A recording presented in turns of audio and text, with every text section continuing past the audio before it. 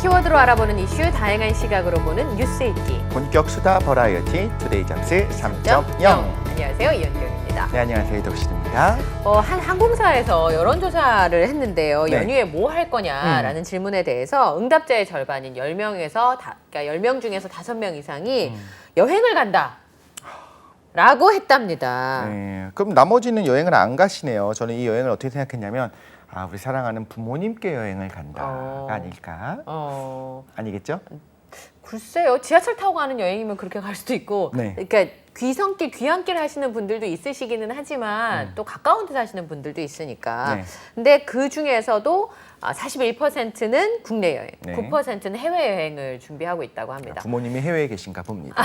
네. 요즘 부모님 모시고도 많이 가요. 너무 좋죠. 네, 저는 그러니까- 이제 이런 문화들이 좀 바뀌어가는 것들을 보면서 세대의 변화가 이렇게 흘러가는구나라는 게 느껴지는 게 이런 기회에 다 같이 가족 그쵸? 전체가 여행을 간다 얼마나 좋고 또 추억이 얼마나 남겠어요. 그러니까 그 결혼해가지고 많이 싸우는 게 어디를 먼저 가냐. 본가를 먼저 가냐, 처가를 먼저 가냐, 네. 시가를 먼저 가냐. 이제 이것 때문에 마음 이렇게 그 투닥투닥 하는 경우가 있잖아요. 네. 그래서 한 몇 년 전까지만 해도 추석 때는 뭐 시댁 먼저, 그 다음에 그 설 설에는? 때는 본가 먼저 이렇게 나눠서 가는 집이 있었는데 요즘에 이제 그것도 이제 서로 맞추기가 좀 그러니까 시부모님이랑 장인 장모님 다 모시고 해외여행 가는 거예요. 그것도 좋죠. 왜냐하면 연배가 비슷하니까 네. 그 나이 때 친구 만들기가 참 어렵잖아요. 네. 딸아들, 저희 엄마 말에 의하면 딸아들 주고받은 사이인데 친구보다 못할 게 뭐냐 뭐 이렇게 그러네. 얘기하실 때도 있는데 그렇게 가시면 뭐 다 같이 만사가 편해지는 거 아닐까요? 그렇죠. 좀 불편할 네. 수도 있겠지만 성향에 따라서는 정말 행복한 시간 보낼 수도 있거든요. 네. 그러니까 그러려면 열심히 돈을 벌어야겠네요. 알겠습니다. 예.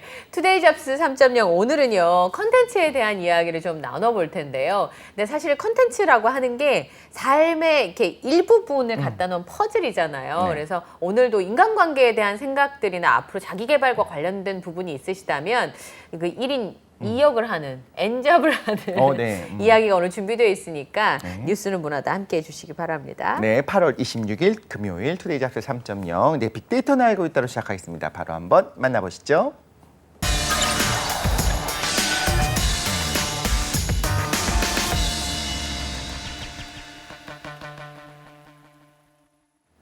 네, 따끈따끈한 소식을 파헤쳐보는 얼리버드 시사 이슈 빅데이터는 알고 있답니다. 네, 알고 보면 은근히 목소리 미남인 분입니다. 그래서 이제 라디오에서 출연 요청이 쇄도하고 계신다는 네. 바로 이데일리의 김성훈 기자님과 함께하고 있습니다. 어서 오십시오. 네, 안녕하세요. 이게 대기실에서부터 계속 같이 얘기를 하다가 사실은 카메라에는 독실 씨하고 저만 잡히는데 자꾸 김성훈 기자님 보고 말을 걸어가지고 아까 네, 늘 같이 계시는 것 같은 느낌인 그러니까요. 거예요. 네, 바로 옆에 있을 네. 것 같은. 뭐 명절 때는 이번엔 특별한 계획은 없으시겠어요, 그렇죠? 명절 아까 오프닝에 말씀해 주셔서 곰곰이 생각을 해봤는데 네. 저와 저희 와이프 같은 경우는 뭐 어디를 먼저 가자, 예. 뭐 어디를 나중에 가자 이런 대화를 한 번도 해본 적이 없는 것 같아요. 안 그냥 가시죠? 자연스럽게 그냥 뭐 날짜를 정해서 네. 그게 먼저 가는 건지 나중에 가는 건지는 크게 개의치 않았던 것 같고 중요하지 않고 그냥 맞는 날짜를 설정하는 게 중요했던 거지. 네. 우선순위, 뭐 순위, 선순위, 후순위를 가지고 크게 언쟁을 벌인 적은 없었던 것 같아서 저도 말씀해 주시니까 그런 얘기가 있구나. 네. 갑자기 또 생각하게 되는 계기가 됐던 것 같아요. 왜냐하면 먼저 나중에가 왜 중요하냐면요. 추석 때 당일날 근처에 가야 저는 제 피부치들을 볼 수 있어요. 네. 그러니까 그것 때문에 남동생들이 이제 하고 거기도 처가를 가야 되니까 그걸 안 맞추면 제가 그 친구들을 못 보니까 이제 그런 것 때문에 그런 경우가 있고 그 다음에 다 이렇게 그 아들이 없이 딸만 있는 집의 네. 경우에는 늦게 가면 엄마가 너무 적적하시니까 맞아, 당일날. 이제 그런 것 때문에 마음이 상할 수가 있더라고요. 그러니까 네. 이게 집집마다 다 조금씩 어려움이 있어요. 근데 네. 김성훈 기자 말씀하신 것처럼 그렇게 막 그 신경전을 하기보다 그 좀 실용적으로 네. 그렇죠. 네. 그렇게 하는 것도 참 좋은 방법인 것 같아요. 그 적어도 이거를 뭐 자존심이다 뭐 이렇게 받아들일 것이 아니고 네. 사정들이 있잖아요. 진짜 1년에 한 번 아니면 볼 수 없는 네. 그 피부치들을 보기 위한 거니까 또 좀 배려해주는 마음들 좀 필요하지 않나 싶기도 합니다. 네, 조율만 잘하면 되는 문제였는데, 그렇죠? 네. 예. 자, 오늘 빅데이터는 어떤 소식들이 준비되어 있는지 확인해 보겠습니다. 세 가지 이슈 보여주세요. 저 쪼잔한 0.25%는 뭔가요? 기준금리 1%도 안 돼요. 기준금리예요. 네, 뭐 내용이. 쪼잔하다고 잘못했습니다. 예. 너무 조금인 거잖아요. 그러니까 화끈하게 1% 정도 올려라. 아, 한 25%는 올려줘야지. 네, 약간. 25%. 저는 네. 제 월급 올려주는 건 줄 알았잖아요. 네. 0.25%. 예, 근데 기준금리면 큰일 났네. 예. 기준금리 관련 얘기를 좀 준비를 했는데 기준금리가 0.25%포인트 오르면서 2.5%가 됐습니다. 한국은행이 4차례 연속으로 기준금리를 올린 게 사상 최초라고 하니까 네. 예의주시할 만한 충분한 뉴스라고 보고요. 지난해 8월에만 해도 0.5%였거든요, 기준금리가. 1년 만에 2%포인트가 오른 겁니다. 너무하네요. 기준금리를 결정하는 금융통화위원회에서 올해 2번 남았거든요. 예. 근데 올해 2차례 남았는데 만약에 2번 다 0.25%포인트씩만 올려도 예. 3%를 돌파하게 되는 겁니다. 네. 이창용 한국은행 총재가 좀 이렇게 말씀을 시원시원하게 하는 스타일이라고 해요. 네. 그래서 이제 당분간 기준금리를 어떻게 할 거냐라는 좀 질문을 했는데 0.25%포인트씩 조금씩 올릴 것 같다 이런 좀 대답을 내놨습니다. 금융통화위원회 이제 25일 날 열렸었는데 금통위 직후 열린 기자간담회에서 당분간 물가 중심으로 통화 정책을 운용을 하고 금리 인상 기조를 이어나가는 게 바람직하다 이렇게 네. 말했습니다. 그 말인즉슨 물가를 보면서 계속 올리겠다라는 얘기로 해석을 하시면 좋을 것 같고 0.25%포인트씩 점진적으로 인상하는 거를 이제 그 포워드 가이던스라고 하거든요. 사전적 예고 지침이라고 하는데 이런 상황이 아직 유효하다 이렇게 해석을 하면서 당분간 0.25%씩 올리는 게 좋지 않을까라는 얘기를 했습니다. 다만 이제 빅스텝이라고 해서 한 번에 이제 0.5%, 뭐 자이언트 스텝 뭐 여러 가지 있긴 한데 한 번에 0.5%포인트 이상 올리는 부분에 대해서도 관심이 많으실 것 같아서 이런 부분은 어떻게 될까요? 라고 물어봤는데 충격이 온다면 고려해 볼 수 있는 사항이긴 하지만 지금 상황으로는 약간 적절하지 않다 이런 얘기를 했습니다. 올리게 된다면 0.25%포인트씩 따박따박 올리는 방향으로. 아, 따박따박. 네, 제가 지금 입이 막 좀 꼬여가지고 네, 올리는 방향으로 아마 가지 않을까 싶습니다. 네.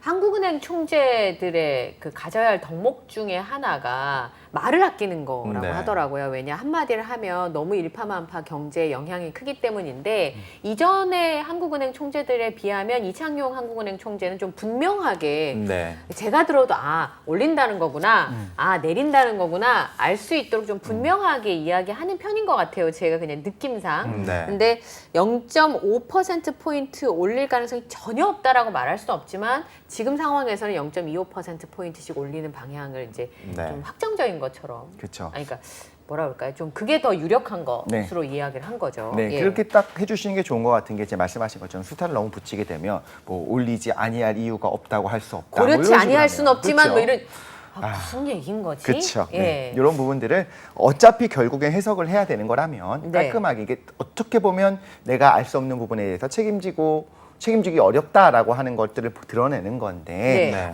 가장 좀 분명하게 말해주면 하는 자리가 아닌가 싶기도 합니다. 근데 이제 물가에 따라서 물가 상승을 보고 이제 0.25%포인트씩 올린다라고 하는 건데 물가 상승률이 지금 24년 만에 최고 수준이다 이런 전망이 나오고 있어요. 당초 연초만 해도 한국은행이 올해 물가 상승률이 4.7% 정도로 예상을 했는데 그것도 사실 높잖아요. 그쵸? 최근에 올렸습니다. 전망치를 5.2%로. 네. 연중에 물가 상승률을 0.5%포인트 이상 올리는 게 되게 이례적인 건데 또 올려잡았다는 거는 그만큼 물가 상승률의 추이가 심상치 않다 이렇게 네. 해석하시면 될 것 같고 그런데 올해 연간 실질 국내 총생산 GDP라고 하거든요. 네. GDP 성장률에 대한 눈높이는 도리어 2.6%로 좀 낮춰 잡으면서 괴리감이 점점 커지고 있는 상황이다 이렇게 보시면 될 것 같습니다. 내년의 경우는 어떨까 이렇게 좀 전망도 나왔는데 물가 상승률은 3%대로 떨어지지만 네. 성장률 역시 좀 떨어지면서 2% 초반에 좀 머물지 않을까 지금 이런 얘기가 나오고 있습니다. 반기별로 보면은 상반기에는 소비자 물가 상승률이 4.6%. 저는 이것도 좀 높다고 생각을 하는데 저도요. 네. 높은 수준을 유지하고 성장률은 1.7%까지 떨어지는 아이고, 네. 상황이 나오고요. 반대로 이제 하반기에는 물가 상승률이 2.9%로 조금 떨어지는 대신에 네. 성장률은 2.4%로 회복세를 보인다는 건데 아. 이건 어디까지도 전망치이고 네. 그리고 올해도 물가 상승률을 종전보다 지금 높여 잡았기 굉장히 많이 때문에 높인 또 거잖아요. 내년 이맘때쯤에는 어떤 상황이 펼쳐질지 한번 또 지켜보실 필요가 네. 있을 것 같다. 그러니까 내년 초반기는 예측 가능한데 물가 상승 올라가는 게 뭐 지금보다 썩 괜찮아진다는 생각은 없다라고 하는 건데 네. 물가는 4%가 넘게 오르고 경제 성장률은 거의 절반에도 못 미치는 상황이 오는 거니까 네. 실제로 우리는 이제 얼어붙는다거나 경기가 나쁘다고 느낄 가능성들이 굉장히 많은 상황이네요. 그렇죠. 스태그플레이션이 아닌가라는 생각도 하고 있을 것 같은데 그 부분에 대해서 어떤가요? 우리 경제 전망대로 내년 2.1% 정도 뭐 성장을 한다면 잠재 성장률을 좀 웃도는 수치이기 때문에 네. 크게 걱정할 수치는 아니다. 지금 이런 얘기가 나오고 있고요. 네. 다른 나라와도 비교했을 때 지금 뭐 어떻게 보면 글로벌적으로도 네. 공이 겪고 있는 상황 아니겠습니까? 그렇죠. 그렇죠. 다른 나라와 비교했을 땐 좀 선방하고 있는 좀 분위기라고도 해석할 수 있기 때문에 네.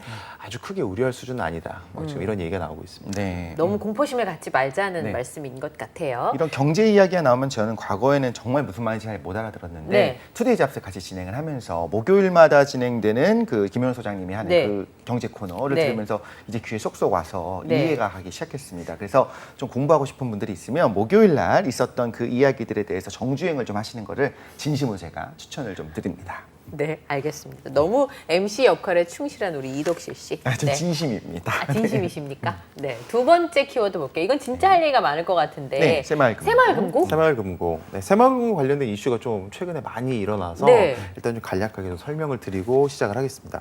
서울 송파구에 있는 새마을금고 직원이 고객 예금 그리고 보험 상품 가입비 등 약 40억 원가량을 횡령한 사건이 지난 5월에 드러났었는데요. 네. 바로 다음 달입니다. 6월에는 강원도 강릉에 있는 새마을금고에서 22억 원 규모로 추정된 또 횡령 사고가 발생을 했었거든요. 네. 가짜 다이아몬드를 담보로 아, 맞아요. 네, 새마을금고를 상대로 380억 원대 대출 사기를 벌였던 대부업체 관계자들이 있었는데 네. 더 큰 문제는 여기에 이제 새마을금고 전 고위직이 또 연루가 되면서 그러니까요. 큰 화제가 됐었는데 이게 또 6월에 재판에 넘겨지는 사고도 있었습니다. 새마을금고에서 횡령 내지는 부당대출 금융사고가 최근에 잇따르면서 네. 행정안전부가 금융감독원, 금융위와 함께 전담팀을 꾸리고요. 새마을금고 건전성 강화 대책을 발표를 했습니다. 이번 종합대책은 금융사고 예방, 건전성 강화, 소규모 금고 구조 조정 등 크게 3가지 분야 9대 과제를 담고 있는데요. 구체적으로 좀 내용을 좀 설명을 드리면 네. 앞으로 전국에 있는 모든 새마을금고에서 불시 휴가를 부여하는 명령 휴가제가 도입이 된다고 하고요. 고객 정보를 등록하거나 변경할 때는 휴대폰 본인 인증을 반드시 네. 거치도록 하고 네. 내부 비위자 신고자에게 주는 신고 포상금의 금액을 현행 100만 원에서 네. 5천만 원으로 올리기로 했다고 어이구, 합니다. 굉장히 원. 파격적이네요. 네, 이 밖에도 귀금속이나 골동품 같은 특정 동산에 대한 담보 대출도 네. 사실상 금지가 된다고 합니다. 또 그게 또 최근에 얘기가 많이 있었잖아요.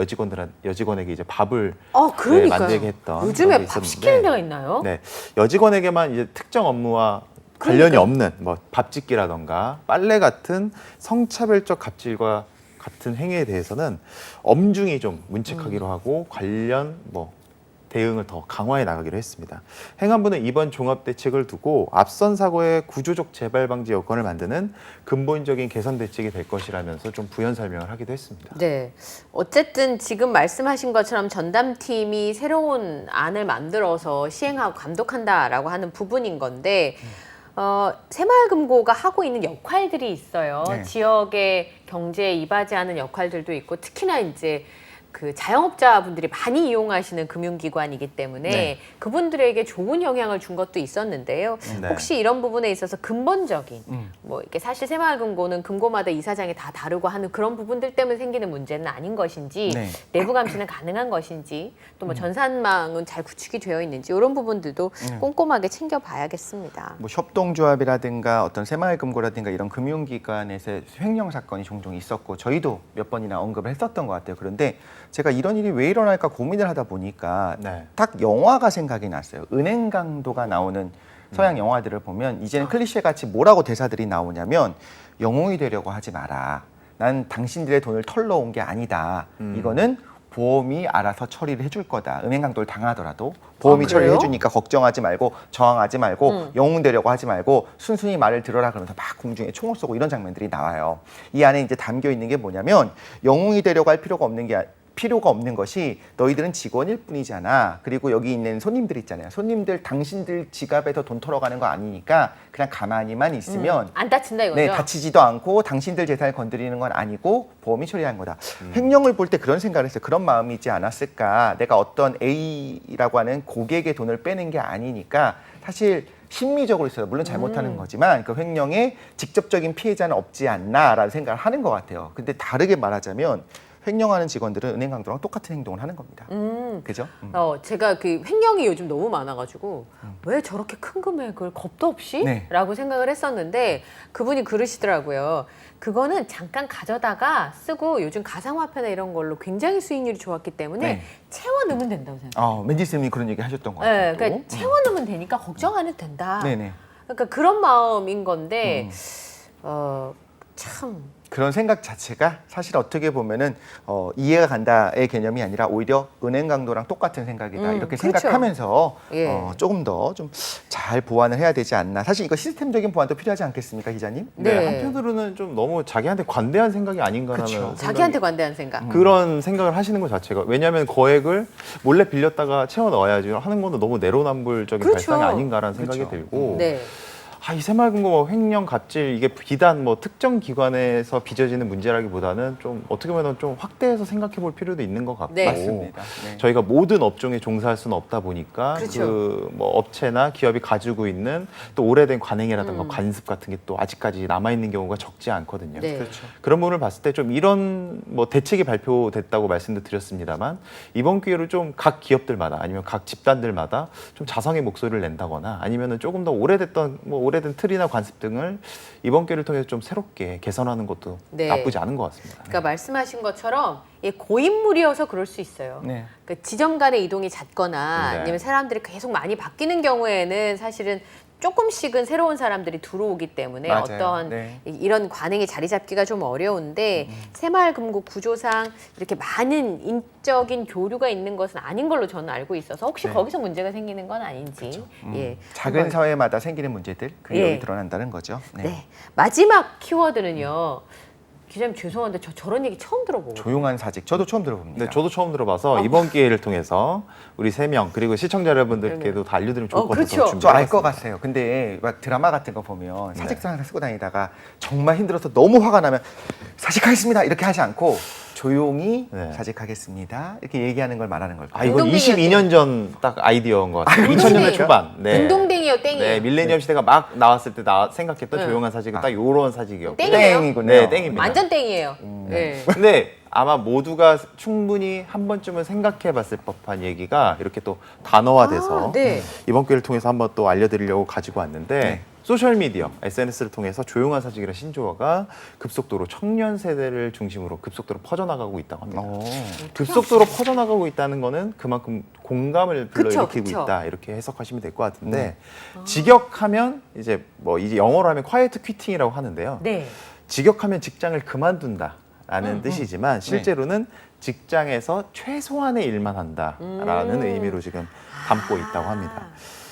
뭐 워싱턴 포스트 같은 이제 뭐 외신들이 이런 내용을 좀 주로 다뤘는데 미국의 20대 엔지니어로 근무하고 있는 자이들 플린이라는 분이 계신데 네. 그분이 이제 이 틱톡에서 이 신조어를 소개를 했다고 해요. 오. 여기 조용한 사직이라는 거에 대해서 어떻게 설명을 했냐면 조용한 사직은 주어진 일 이상으로 일을 해야 된다는 생각을 그만두는 것을 말한다. 이렇게 정의를 내렸고 일은 당신의 삶이 아니다.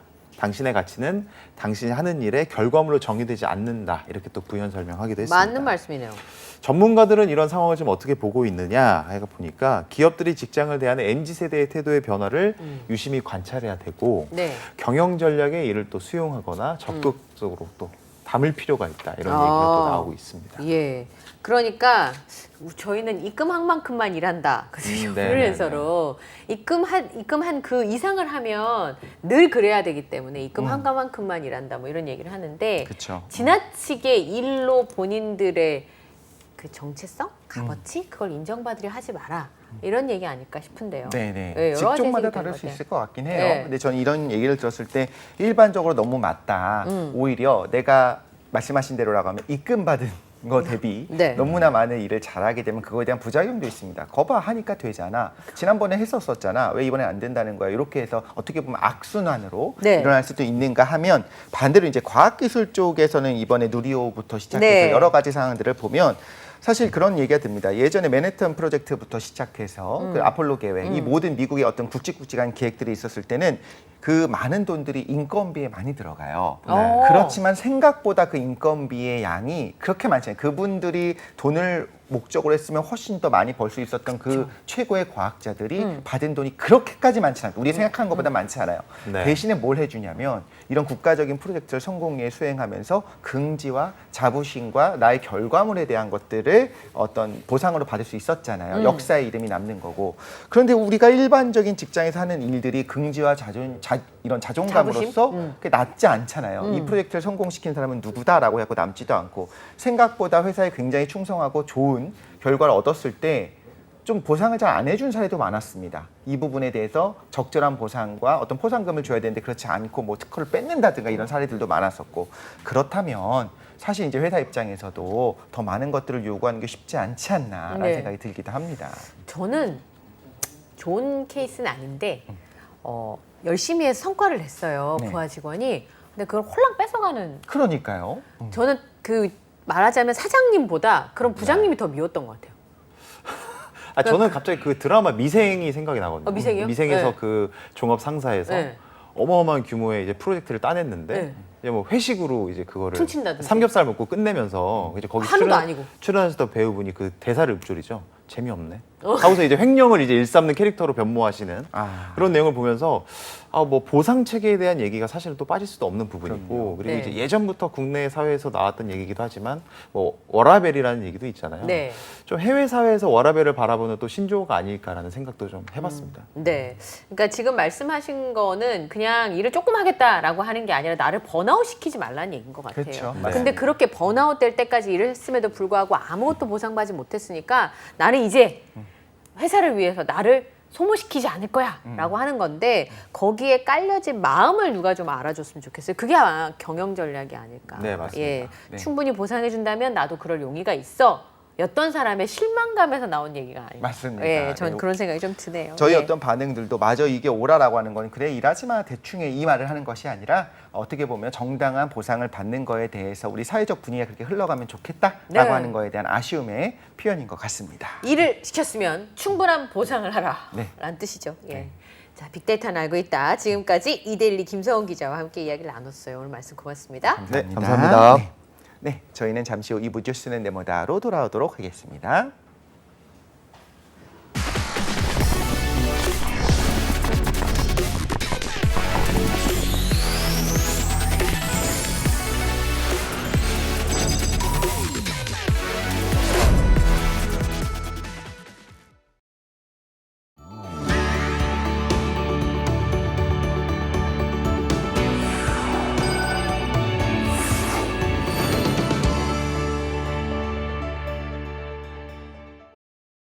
네, 뉴스 읽기로 시작해서 어디를 튈지 모르는 요절복통 도미노 토크 뉴스는 네모다. 오늘은 뉴스는 문화다로 함께하겠습니다. 네, 이 시간 함께 하실 분 우리 소개해드리도록 하겠습니다. 강남대학교 글로벌 문학부의 바로 강유정 교수님 나와 계십니다. 어서 오십시오. 네, 안녕하세요. 네. 뭐 사람들마다 투자하는 품목이 다르잖아요. 네. 근데 팬데믹 이후에 사람들이 소파랑 텔레비전에 투자를 많이 하기 시작했다는 얘기가 들더라고요. 그래서 제가 그 인치수는 정확하게 기억이 안 나는데 거의 벽면만한 텔레비전을 우리나라 전자회사에서 출시한 거를 보고 저게 얼만가 내가 딴 거는 못 사 저건 하나 사고 싶다 이런 생각이 좀 들었어요. 실제로 가서 보니까 화면도 너무 좋고 근데 너무 비싸더라고요. 얼마죠? 그때 제 기억이 1,000만 원이 넘었었어요. 아이고, 네. 그래서 물어봤더니 다들 그거 사러 오셨다가 그거 절반 가격인 거 사고 갔어요. 아 왔다가 그래서 디스플레이 된 거는 꼭 그거 사라고 있는 게 아니라 네. 우리 기술력이 이 이 정도다라는 걸 정도다. 보여주는 거죠. 이렇게 보여주는 거니까 근데 우리나라에서뿐만 아니라 유럽에서도 다 그거 보고 와가지고 아. 그거 비싸네? 그 절반만 한 거 사가지고 가시더라고요. 미끼 상품. 처음부터 이렇게 하고 그 가격은 절반이지만 성능은 네. 90% 정도 됩니다. 이렇게 이야기를 하는 거죠. 아, 그렇군요. 근데 텔레비전에 이렇게 많이 투자하게 된 게 아마 OTT 때문이 아닌가 싶어요. 게다가 보면 요즘에 홈쇼핑이라고 하죠. 막 85인치, 75인치 TV도 많이 팔더라고요. 네. 거기서 이제 그 쇼호스트라고 하죠. 그분들이 하시는 말씀도 요즘에 집에서 영화 많이 보시잖아요. 라고 하면서 판매를 하시는 거예요. 근데 그 말씀하신 것처럼 소파뿐만 아니라 보니까 이제 거실 인테리어를 비롯해서 이제 소파에서 TV만 보는 게 아니라 가만 앉아 있다 보면 저 구석에 뭐 그냥 별로 안 앉아 있을 때 보이지 않던 것들이 보이기 시작하면서 거실려요. 그래서 뭐 그림도 많이 팔고 네. 그림도 많이 사시는 거 알죠? 이런 것들이 뭐냐면 집에 머무는 시간이 길다 보니까 아무래도 투자를 많이 하는데 그것보다도 가장 많이 투자하는 건 아무래도 여가를 보내야 하다 보니까 네. 근데 TV에 많이 투자하고 TV에 많이 투자한다는 거는 우리 TV에서 제일 많이 하는 게 뭐예요? 리모컨 쥐고 돌리는 겁니다. 계속 위로 그렇죠. 한번 갔다가 아래로 한번 왔다가 다시 위로 갔다가 그러다 보니 이제 넷플릭스라던가 OTT를 보더라도 우리가 사실 정착해서 뭔가 아이템을 보면 되는데 못 봐요. 그러지 못하고 내가 선택된 거 나를 위해서 추천을 해준다고 하는데도 그 안에서도 헤매고 결국은 뭔가를 본다라는 건데 그래도 우리가 디바이스를 갖추고 봐야 되지 않겠습니까? 네. 뭐 소리도 그렇지만 기본적으로 시각 매체이기 때문에 아무래도 잘 많이 갖춰놓고 보게 되고 어쨌든 우리가 보고자 하는 욕망이 가장 강하지 않나라는 생각이 듭니다. 그래서 네. 결국은 사람 영화관을 가지 않더라도 그리고 공연을 직접 예매해서 뮤지컬이라던가 혹은 뭐 진짜 뭐 클래식 음악 공연이라던가 뭐 여러 가지 공연을 가지 않더라도 그런 걸 집에서라도 보고 싶은 마음이 있으니까 네. 지금 앵커님, MC님 말씀하신 것처럼 그렇게 좋은 환경을 그나마라도 집에서 갖춰놓고 싶어하는 게 아닌가 싶어요. 네. 그러니까 이게 그 기기가 되게 중요하잖아요. 어떻게 보여주느냐가 되게 중요하고 또 좋아하는 거는 멋지게 보고 싶은. 맞아요. 그러니까 같은 영화 한 열 몇 번 볼 때 맞아요. 여기 처음엔 영화관에서 봤는데 나중에 집에서 보게 되면 사운드가 이제 이렇게 하면서 이제 계속 거기에 투자를 하게 되는 그런 부분이 좀 아쉬움이 있는 것 같아요. 있으니까. 네, 그리고 있으니까. 요즘은 또 영화를 여러 번 계속 보기도 하잖아요. 정말 좋아하는 영화는 계속 보기도 하고. 근데 과거에 어떤 기술 발전이 영향을 준 것 같은 게 빔 프로젝터가 한때는 엄청 맞아요. 유행했었던 그거 이유가 되게 많이 팔렸잖아요. 그렇죠. 100인치, 300인치까지만 맞아요. 이렇게 보여주기 위해서였는데 사실은 빔 프로젝터랑 비교했을 때 당연히 텔레비전이 훨씬 좋거든요. 특히 OLED 같은 경우는 너무너무 그쵸. 좋기 때문에 선명하니까. 이런 부분들이 나오기 시작하면서 어느 정도는 가시권 안에 들어왔다. 그러니까 이제 커다란 텔레비전을 네. 좀 산 게 아닌가 싶기도 한데 하나 궁금한 거는 우리 교수님은 혹시 집에 텔레비전 큰 거?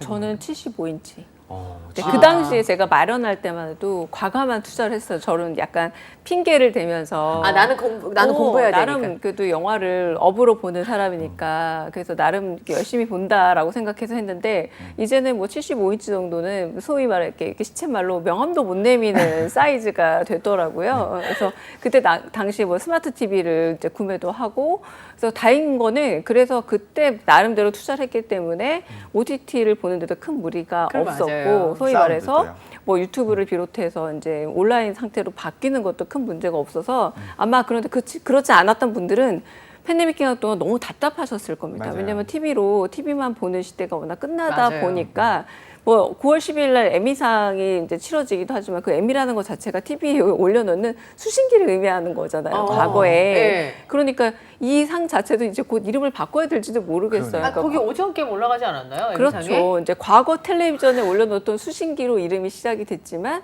이젠 진짜 고색 창연한 이름이 된 거라고도 할 수 그렇죠. 있는 거죠. 네. 근데 이미 다 이제 시간이 지나서 OTT란 말도 이제 OTT를 별로 안 두죠. 다 네. 온라인으로 연결을 하게 되니까 네. 이제 그런 세월이 되다 보니까 아, 그러네요. 맞습니다. 이제 다 뭐라고 스마트 TV의 세상이 되지 않았나 생각이 네. 들기도 합니다. 와이파이 상이라고 해야 될까요?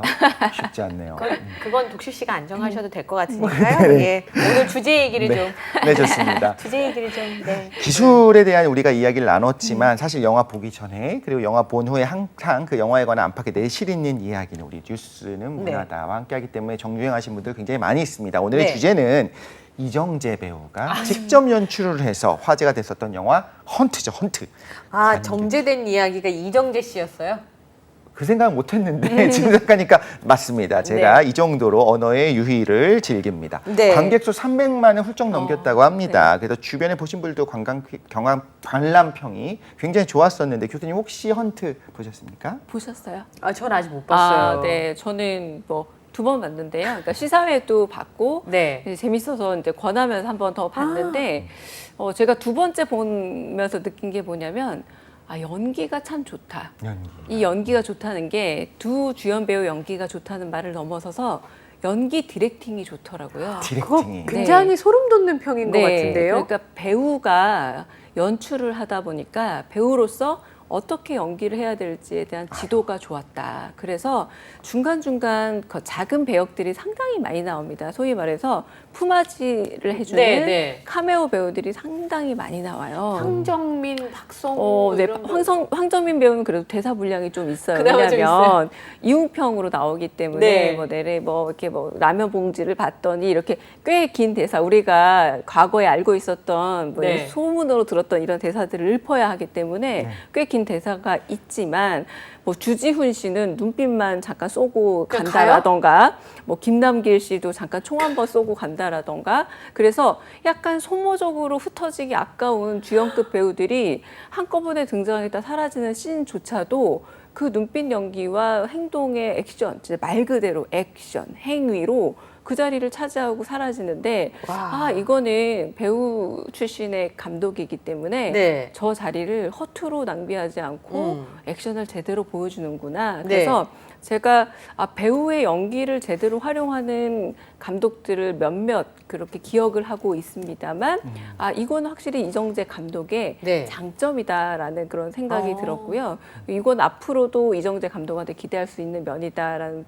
이 부분이 확실히 좀 생각이 들어서 네. 그동안 감독이 된 배우들이 많이 있었거든요. 네. 그런데 어떤 점에서 감독이 된 배우들의 단점들도 많이 보였어요. 그게 일단 뭉뚱그려서 한번 말씀드려보자면 뭐냐면 하고 싶은 얘기가 많아지는 거예요.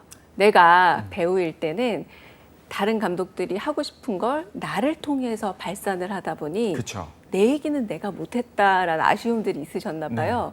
내가 감독이 됐어요. 이제 내가 하고 싶은 얘기를 너무 하고 싶은 게 많으신 거예요. 네. 그러다 보니까 조금 과잉이 되는 겁니다. 맞아요. 그래서 메시지가 많다 보니까 약간 포장지를 뜯고 나오는 듯한 그래서 내용물이 좀 넘치는 그래서 관객들이 충분한데 좀 넘치는데 과한데 라는 소화 불량이 좀 걸리는 듯한 느낌이 있었다면 이번에는 충분히 연기로 전달이 되다 보니까 메시지는 영화를 보고 나와서 생각하게 되는 거죠. 그런데 이 메시지가 괜찮네. 난 재밌게만 본 줄 알았는데 메시지도 돌이켜보니까 이거 의미 있는 메시지였네 라고 뒤늦게 재미만 있는 줄 알았는데 괜찮은 영화였구나 라고 해서 뒤늦은 평도 괜찮은 영화로 지금 이야기되고 있습니다.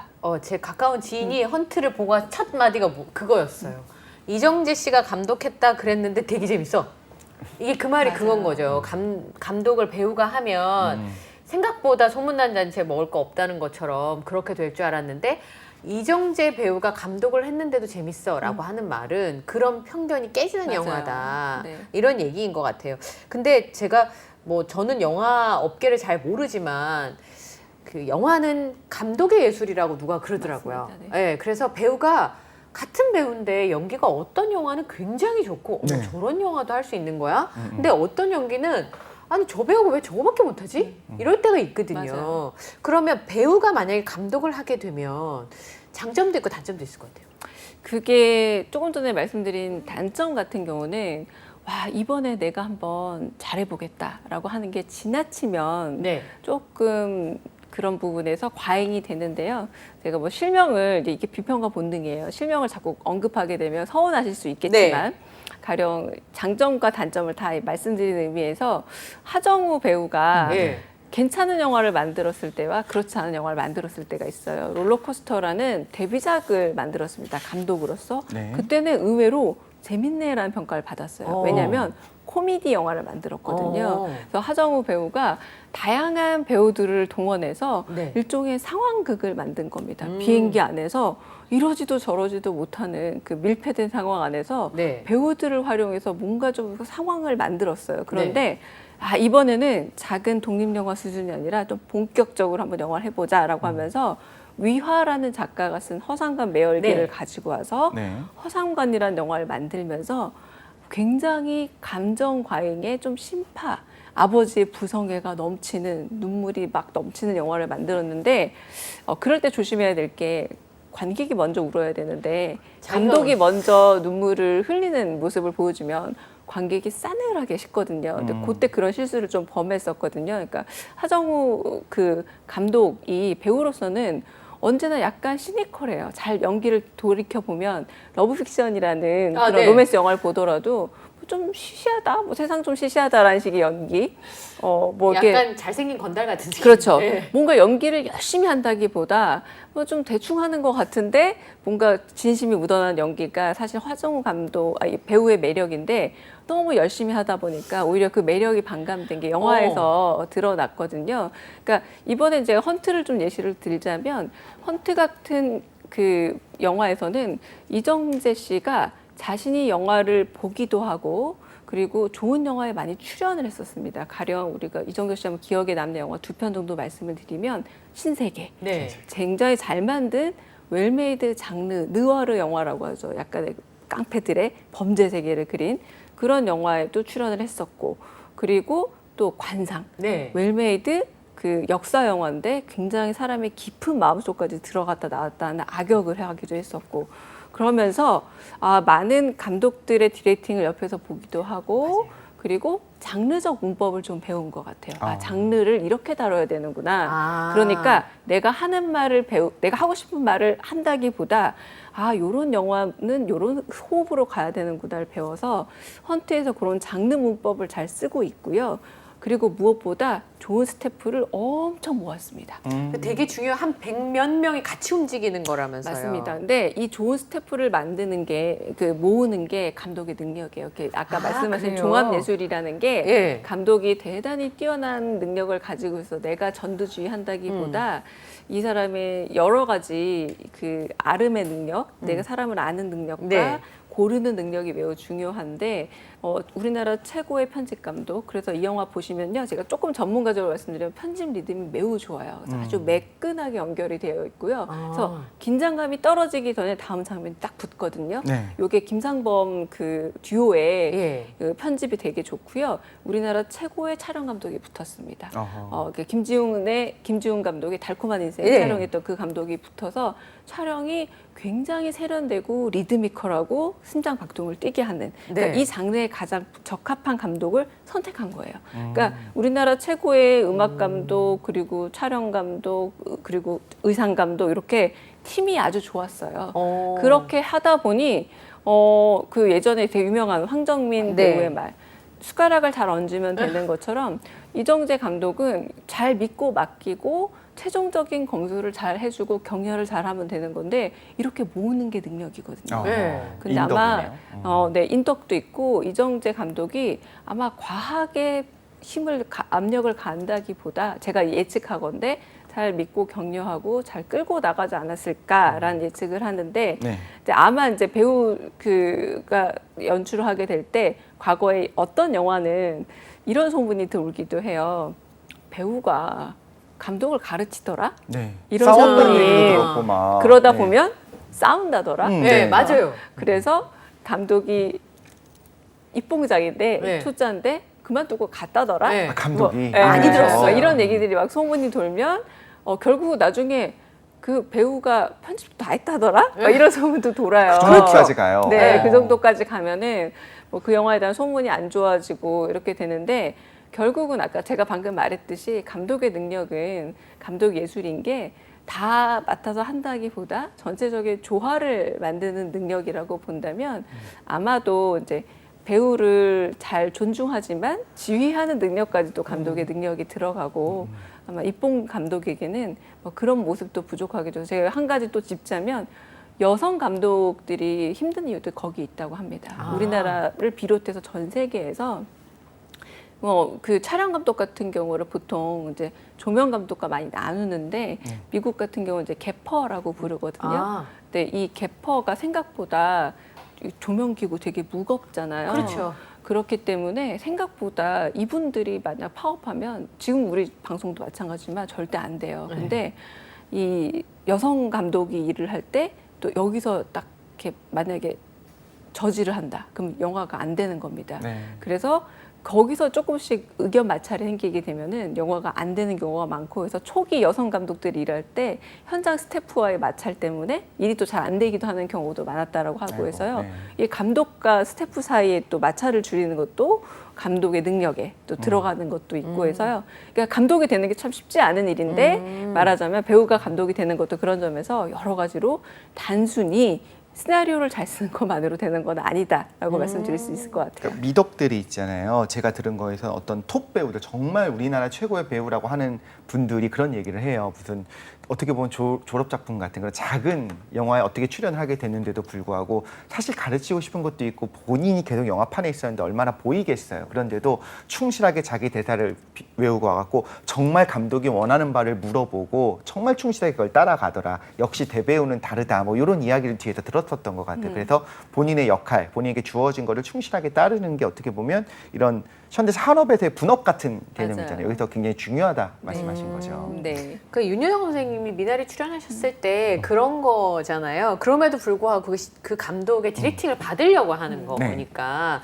그 사실 출연하는 사람은 연기를 잘하겠지만 전체 그림 안에서 그 사람의 역할이 보이는 건 아니니까. 맞습니다. 그렇죠. 네. 그러니까 나이가 많고 적음이나 남녀와 상관없이 그 디렉팅을 따라줘야 되는데 거기서 자존심 싸움이 되면 맞습니다. 서로 내가 더 많이 알아라는 아마 경험도 있지 않을까라는 네. 생각이 들긴 하는데요. 네. 그래서 생각보다 그런데 배우분들이 영화 감독의 꿈을 꾼 경우도 많고 네. 그래서 실제 그 성공한 감독이 된 경우도 많고 농담처럼 이번에 이정재 씨 영화 헌트에는 독림이라는 네. 사건이 나오거든요. 근데 이 독림이 클린트 이스트우드의 이스트우드라고 우기는 분도 계세요. 이스트우드가 되고 싶어서 한 이스트우드의 거다. 이스트우드네. 네, 그래서 제가 농담으로 그럼 동목이 돼야 되는 거 아니야라고 틀렸어. 그래 동목이래. 농담처럼 아니니까. 그 정도로 이제 그렇게 배우분들 중에도 또 감독이 되고 싶은 분도 많다라는 얘기입니다. 아니 거꾸로도 많지 않아요?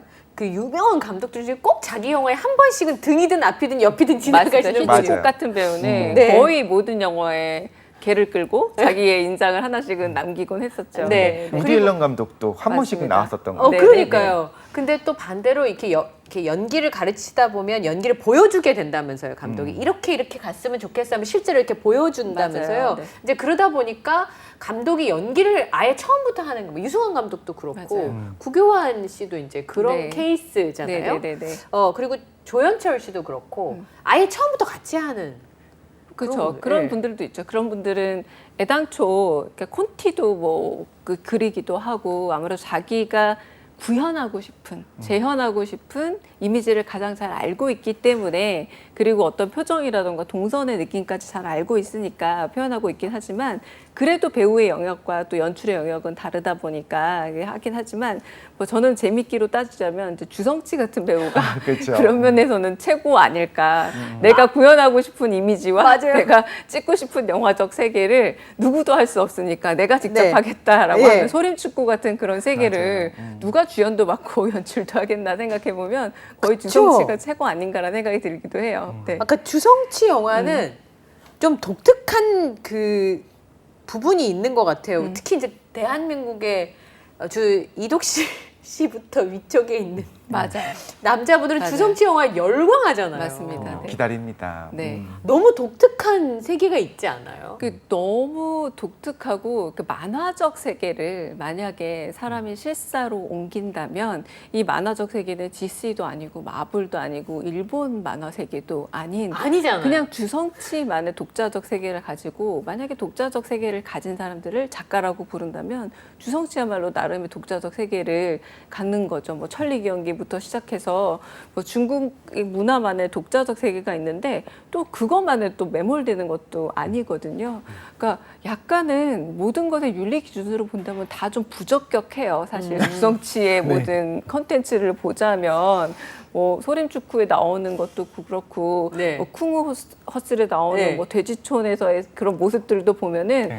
윤리적 기준으로 보자면 다 좀 부적격이지만 네. 그걸 넘어서는 또 나름의 또 윤리를 또 자기만의 윤리를 만들고 있거든요. 네. 근데 그 부분에서 또 자기만 연출을 만들고 그래서 주성치 영화는 코미디 영화에서 독특한 문법을 그쵸. 만들고 있다라고 할 수 있겠고요. 그래서 생각보다 이런 코미디 영화에서 그 우리가 잘 알고 있는 뭐 많은 감독들을 보자면 코미디에서 자기 세계를 구축하고 그리고 자기가 직접 출연하고 이런 경우가 상당히 많이 있습니다. 그러니까 우디 앨런 우리 아까 네. 잠깐 얘기했지만 지금은 그냥 작가주의 영화 감독으로 알려졌지만 초기에는 코미디로 자기가 직접 출연도 하고 그리고 연기도 하고 그리고 연출도 하고 이렇게 하면서 점점점 작가주의 감독으로 자리를 잡기 시작했거든요. 그러니까 아마 그런 부분에서 코믹한 부분이 오히려 세상에 자기를 드러내는데 좀 편리한 부분도 있지 않았을까라는 생각이 들기도 합니다. 네. 반대로 주성치와 반대로 기타노 다케시의 영화가 저는 이제 기타노 다케시 영화를 대학 다닐 때 교수님들한테 배웠는데 네. 굉장히 영화를 잘 만듦에도 불구하고 일본 내에서 코미디언으로 너무 유명하기 때문에 약간 우리랑 비슷한 생각을 가지고 있었던 것 같아요. 선입견이지만 그렇죠. 코미디를 하는 사람이 만드는 영화는 또 정반대의 느낌이어가지고 그래서 잘 만들었음에도 제대로 평가를 못 받고 흥행도 잘 안 된다 뭐 이런 얘기 들었거든요. 그 키타노 다케시 같은 경우는 좀 일본 영화계의 현실을 좀 알아야 될 것 같아요. 왜냐하면 네. 그 일본에서 키타노 다케시가 우리나라로 치면은 아침 프로 같은 데나 이렇게 토크쇼에 나와서 이렇게 스탠딩 코미디 같은 걸 하면서 이렇게 뭐 패널로 서서 되게 시시한 되게 또 극우적 농담 같은 거 많이 하고 서 있거든요. 근데 보면은 일본의 영화 감독들은 월급제를 받습니다. 배우도 월급제예요. 그런데 뭐 연봉이 한 120만 원 뭐 이 정도밖에 안 돼요. 월급이요? 네, 120만 원이 되는 배우도 있고 뭐 많이 받아도 120만 eng 정도 될 정도로. 그러니까 상당히 그렇게 대우받는 직업이 아닙니다. 아니에요? 실사 영화 배우라는 게 애니메이션이 아니면 맞습니다. 그렇기 때문에 생계를 위해서 오히려 코미디 배우, 여기서 코미디라는 것도 우리 같은 전극 코미디 배우라기보다 나와서 좀 굉장히 좀 시시한 농담을 하면서 이렇게 실없는 이야기. 이를테면 TV쇼의 한 조역 정도로 게스트나 뭐 맞습니다. 이렇게 그렇게 하는 게 많기 때문에 그래서 아마 지금 뭐 고레에다 히로카즈 감독조차도 일본에서는 제대로 된 대우를 받지 못하고 있는 상황이니까요. 그래서 실력 있는 실사 영화 감독들은 대부분 게임 업계나 혹은 이렇게 애니메이션 업계로 가야 생계가 유지가 되는 상황입니다. 그러니까 그런 것도 좀 있기도 하겠고요. 칸에서 상도 받고 굉장히 그러니까요. 주목받는 감독이었지만 그런 면에서는 좀 어려움이 있죠. 그래서 구로자 아키라 감독조차도 일본 영화계를 반성해야 된다고 50년대부터 얘기를 했대요. 어허. 그래서 그런 부분은 일본 영화계의 특수성이 좀 있다고 할 수 있겠고요. 기타노 다케시 감독 같은 경우는 한국에서 굉장히 사랑받은 감독이었죠. 네. 그때 당시 98년 이후 일본 문화가 개방이 된 이후에 네. 아주 독특한 한국에서 볼 수 없었던 기묘한 폭력성과 네. 그리고 그때 당시에 야쿠자 네. 문화라고 할 수 있을 그 야멸찬 폭력성과 기타노 다케시의 냉소적인 그런 코믹함이 네. 들어오면서 굉장히 사랑을 받기도 했고요. 그리고 아까 잠깐 말씀드렸듯이 약간 코믹함을 또 겸비한 부분이 굉장히 사랑을 받기도 해서 기타노 다케시도 한국의 일본식의 어떤 90년대의 작가주의 감독이라고 해서 좀 사랑받은 감독이기도 합니다. 근데 저희가 좀 얘기하면서 꼭 빼놓을 수 없는 감독이 사실은 2명 정도 있는데 미국에 아까 잠깐 말씀드린 독립 네. 이스트우드를 빼놓을 수 어, 없을 것 맞아요. 같아요. 네네. 가장 배우 출신 감독으로 성공한. 성공하기도 하고 존경받기도 하고 네. 저는 제가 늘 얘기해요. 우리나라에 만약에 진짜 보수가 있다면 이런 보수가 있으면 좋겠다라고 늘 얘기하는 그 어떤 그 유형이 예. 클린트 이스트우드가 아닐까라는 생각이 어떤 들어요. 면에서 그런 생각을 하세요? 가령 그 우리가 가장 잘 알려진 밀리언 달러 베이비 같은 예, 밀리언 달러 그런 베이비. 영화죠. 밀리언 달러 베이비 같은 경우는 말하자면 이건 스포라고 하기도 어려운 워낙 이제 고전이 된 오래돼서 영화니까. 그렇죠. 그러니까 그 뭔가를 해보려고 하다가 잘 안 된 여성이 그 척수를 다쳐서 목 이하가 움직이지 못할 때 이 노인이 해주는 방법은 생애를 오히려 더 편하게 마칠 수 있게 안락사를 도와주는 역할을 하죠. 그리고 이 노인은 늘 에이러로 된 시를 읽으면서 그냥 쓸데없는 시죠. 어떻게 보자면 그냥 하루하루를 보내는 노인이거든요. 그러니까 세상을 바꿀 게 별로 없는 노인인 거예요. 하지만 굉장히 지식은 많고 그럴 때 크게 세상을 바꾸려고 하지 않고 그냥 A로로 된 시를 공부하는 노인. 너무 멋있잖아요. 네. 세상을 막 바꾸려고 하지 않고 A로로 된 시를 공부하면서 그게 전 진짜 정말 참 보수, 멋진 보수라는 생각이 들었었고 그랜토리노에서도 말하자면 옆집에서 이주 온 그런 일종의 난민이기도 하고 외국인 그런 가족을 보호하기 위해서 자신의 남은 인생을 불태우는 멋진 노인. 저는 굉장히 멋있는 그런 맞아요. 모습의 어르신 모습이라 봤는데 영화들이 이게 왜 또 멋진 보수라고 하냐면 아주 오래전 영화에서나 보던 전통적인 다 드라마들이에요. 그냥 이야기. 뭐 대단히 막 액션이 나오거나 뭐 대단히 장르적으로 총이 많이 나와서 막 다들 뭐 격투를 한다거나 카셋이 나오거나 이런 게 아니라 그냥 이야기거든요. 네. 근데 너무 훌륭하고 감동이 남아요. 그리고 머리에 잔상도 남고. 그래서 영화를 만드는데 대단히 돈이 많이 필요한 것도 대단한 촬영 감독이 필요한 것도 아니다. 그냥 카메라 한 대와 펜과 연필만 있으면 된다라는 걸 오히려 이스트우드가 늘 보여주거든요. 그것도 저는 멋진 보수라고 생각해요. 어른이네요. 그렇죠. 그러니까 훌륭한 제가, 어른. 네. 이렇게 노회한 은퇴한 기자분들이 설명하거나 얘기하는 거 보면 간결하면서도 어떤 느낌이 드냐면 이분들이 노련하다고 느끼는 게 전 한 10마디쯤으로 그게 어떻게 된 거냐면요. 막 이렇게 설명하는데 그분들은 이거 아니야? 그럼 더 맞아요. 설명이 필요 없는 거예요. 흥분도 안 하고 네. 차분하게. 차분하게 아주 위험한 상황이나 어려운 상황에 대하여 한마디나 한 단어로 정리할 수 있는 능력? 영화도 그런 식으로 문법을 만들어가는 거군요. 맞아요. 그러니까 좀 대가들은 네. 그런 듯해요. 뭐 김훈 작가도 자기 늘 보수라고 얘기하시면서 연필하고 종이만 있으면 된다고 된다. 늘 강조하는데 이스트우드 감독 영화도 보면은 그런 걸 느껴요. 예. 네, 어른의 조건으로 절제를 말씀하시는 것 같아요. 내가 네. 가지고 있는 거 사실 이만큼 있고 내가 지금까지 겪어온 걸 생각해 보면 할 수 있는 말이 얼마나 많겠어요. 그런데 그걸 정말 절제해서 말하는 거. 근데 아까 말씀하셨던 것 중 감독이나 프로듀서가 해야 되는 제가 예전에 배웠던 거는 뺄셈의 미학이다. 맞아요. 담고 싶은 메시지가 너무 많을 때 그걸 다 담지 맞아요. 말고 정말 빼야지만 나온다. 그런데 어떻게 보면 배우들 같은 경우에 하고 싶은 말이 너무 많으니까 과잉이 돼서 오히려 망치는 사례가 있다 말씀하셨잖아요. 그럼 배우와 감독의 어떤 그런 역할이 있는 것처럼 또 젊은 감독과 좀 나이 들어서 오히려 정말 어느 경지에 오른 감독의 영화를 볼 때 사실 우리의 마음가짐도 다른 것 같아요. 젊은 감독이 만든 작품을 보러 갈 때의 마음가짐과 클린트 이스트우드가 만든 그런 영화들을 뭐 예를 들어 OTT로 재생하기 시작할 때 처음부터 그냥 그럴 거야 라고 생각하고 보니까 더 마음이 맞아요. 따뜻해지고 움직이는 게 좀 있는 것 네, 같아요. 네. 젊은 감독은 좀 에너지인 것 같아요. 세상에 대해서 젊을 때 한번 응전해보겠다, 그쵸? 싸워보겠다는 에너지 없이 애늙은이 마냥 근데 이상하잖아요. 이상해요. 젊을 때 뭔가 움직이지 않고 세상을 관조해보겠다라고 하면 A러로 된 시를 읽으면 안 돼요. 맞아요. 안 되죠. 그때는 그러면 안 되는 뭐 거죠. 연상호 감독의 지옥처럼 연상호 감독도 직접 뭐 세상에 대해서 웹툰도 그리고 영화도 만들고 하는 이런 것처럼 뭐 직접 싸워보겠다는 게 정말 젊은 감독과 그런 배우들의 힘 아닐까 생각도 듭니다. 네. 근데 배우가 만들었다면 누가 만들어준 거 아니야? 이름만 걸어주고 뭐 이런 사람들이 조금 약간 얕잡아 보는 것도 있는 것 같아요. 그쵸. 시작할 때. 편집도 뭐 누가 해준 거 맞아요. 아니야? 뭐 이런 생각들을 많이 하는 것 같아요. 맞아요. 네. 네. 하지만 뭐 지금 그런 얕잡음을 많이 받았던 감독 중 하나가 또 멜 깁슨이긴 한데요. 네. 멜 깁슨은 이제 자기 세계를 구축했죠. 아주 잔혹함의 세계로. 뭐 패션 오브 크라이스트부터 시작해서 저는 아직 못 봤어요.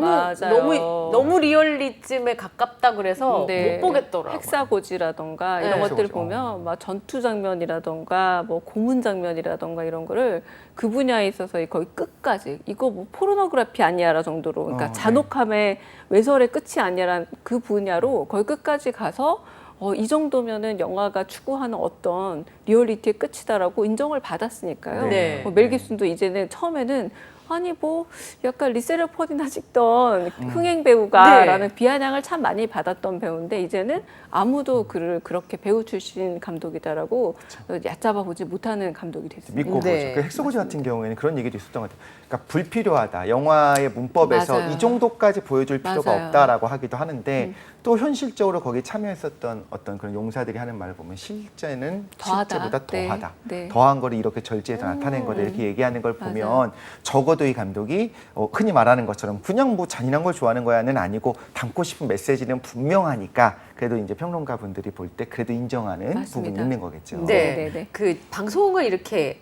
하고 요즘 유튜브라고 하는 컨텐츠가 되게 많잖아요. 근데 저는 이제 이래야 한다가 되게 많은 거예요. 이게 원래 하던 그 제가 하는 일이 이런 거니까. 근데 유튜버에서 전혀 지난과 상관없는 분들이 방송을 하면 저래도 되는 거구나. 네, 그러니까 그런 것처럼 배우는 그 현장에 있었지만 감독이 이래야 한다고 생각했던 문법을 쉽게 좀 깰 수 있는 측면도 있는 것 같아요. 그럼요. 훨씬 더 깨고 나올 수 있는 측면들이 있는 거죠. 답답한 측면이 있었을 거예요. 여기까지 혹은 이렇게 해라고 했을 때 내가 할 수 있는데 왜 여기서 멈추라고 했을까라고 해서 더 훨씬 더 깨고 나올 수 있는 측면이 더 많다라고 볼 수도 있겠고요. 그래서 오히려 이제 배우 출신 감독들이 했을 때 좀 답답한 부분이 깨이는 측면도 있는 겁니다. 의외로 이제 아까 헌터도 얘기했지만 올 여름 영화들을 보면서 많은 또 관객분들이 조금은 너무 절제해서 답답하다는 느낌도 가졌거든요. 그때 이제 헌트가 좀 시원하다는 느낌을 줬던 거예요. 되려 그런 것처럼 좀 깨는 부분, 깨고 나가는 돌파력이 좀 있다고도 말할 수 있을 것 같습니다. 그러니까 시작이 최근에 이제 손석구 씨가 그 구시로 굉장히 인기가 많았지만 본인이 연출한 짧은 영화 이재훈 씨도 그렇고. 이렇게 플랫폼이 많이 생겨서 그런지 배우분들이 긴 영화, 호흡이 긴 거 장편 영화는 좀 어렵잖아요. 본격적인 상업 영화는. 그러니까 단편이 아니라 뮤직비디오로 많이 시작을 하시는 것 같아요. 본인들이 요즘에는 또 그 손석구 씨도 영화 전공하셨잖아요. 네, 맞아요. 영화를 전공하신 분들도 많고 또 다들 좀 자의식이 있는 배우들이 워낙에 많다 보니까 점차 아마 또 저는 이정재 씨가 일종의 트리거 효과라고도 하잖아요. 아마 많은 배우 출신 분들이 영화 감독으로 데뷔하게 되지 않을까. 그리고 아시겠지만 이정재 씨도 과거에 감독으로 데뷔했었거든요. 뮤직비디오도 찍었었고 아마 이번에 옆 동료 이정재 씨의 성공을 보면서 다시 한번 또 연출하지 않을까 싶어서 한동안 좀 많은 배우분들이 감독석에서 만나게 되지 않을까 생각도 좀 듭니다. 그러면 볼 수 있으니까 좋죠. 그렇죠. 너무 좋으면서도 동시에 이제 말씀하신 것처럼 다른 배우분들이 만든 연출한 영화들이 좀 나오기 시작할 때 저희가 좀 어떤 기대를 좀 가져가도 되는 걸까요? 어떤 마음으로 보면 좀 더 흥미롭게 우리가 좀 그리고 객관적으로 볼 수 있을까요? 아마 너무 배우 출신이라서 선입견만 가지고 보지 않으신다면 조금 더 자유롭게 볼 수 있지 않을까라고 하면서 배우 운용술을 좀 한번 보세요. 거기서 진짜 실력이 드러납니다. 어떻게 운용하는지. 네, 자기가 맞습니다. 잘하는 분야니까. 맞습니다. 그렇죠. 잘하는 걸 먼저 보세요. 알겠습니다. 이런 시각으로 보면 훨씬 더 우리가 좀 풍성하게 볼 수 있을 것 같습니다. 지금까지 뉴스는 문화다 우리 강남의 강효정 교수님과 함께했습니다. 오늘 함께해 주셔서 감사합니다. 네, 감사합니다. 고맙습니다. 네, 즐거운 금요일입니다. 저희는 오늘 방송 마치고요. 다음 주 오전 이 시간에 찾아뵙도록 하겠습니다. 네, 다음 시간에 또 만나요. 안녕.